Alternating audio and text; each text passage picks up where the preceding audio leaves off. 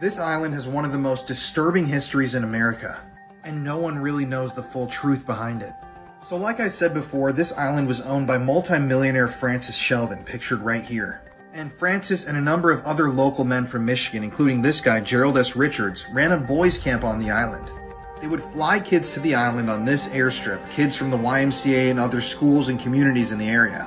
And both the children and the parents of the children who attended this boys' camp were told that this was an island of fun where kids could relax. They had big brothers there. It was going to be totally safe. And this camp ran on this island for a period of years. Then one day, some of the kids who attended the camp began to tell their parents that the counselors or the teachers, the adults that were there on the island, had behaved with them in very, very inappropriate ways. They began telling their friends and parents that they were taken into these cabins pictured here on the island. They were assaulted. They were told to remove all of their clothing and that there were cameras all over the place. Well, it turns out that this guy, the multi-millionaire with political and business connections in the area, Francis Sheldon, was running a massive CP ring. And they had been abusing the children on this island under the guise of bringing them to a boys' camp for years, recording all of it, selling it across the world.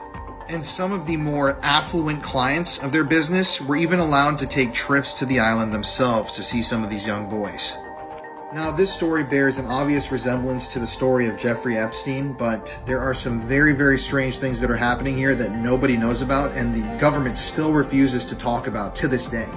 So let's talk about this guy, Gerald S. Richards. He was a gym teacher at a local Catholic school who went down for the crimes, and he was heavily involved with every aspect of this business, if you know what I mean.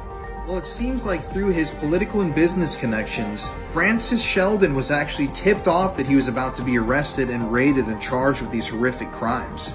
So Francis, before he could be brought to justice for these crimes, he actually fled the country in a personal plane. He then moved to France, got remarried, and died in Amsterdam, and never had to pay for any of the crimes that were committed here. But it's when we start talking about the murders that this story really starts to blow my mind. So take a good look at this guy, Chris Bush.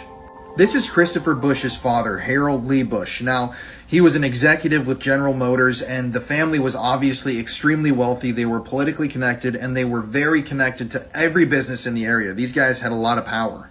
But back to Christopher Bush. This guy had assaulted a number of children. He'd been let out of prison, let out of jail in a very, very suspicious way multiple times, put on bail for serious offenses. And he was an alleged associate of the crime ring that was happening on North Fox Island. Meaning that, like I said earlier, he was one of those people who could afford to actually fly out to the island to do things himself. I'm out of time. Follow for part 3. This is where it gets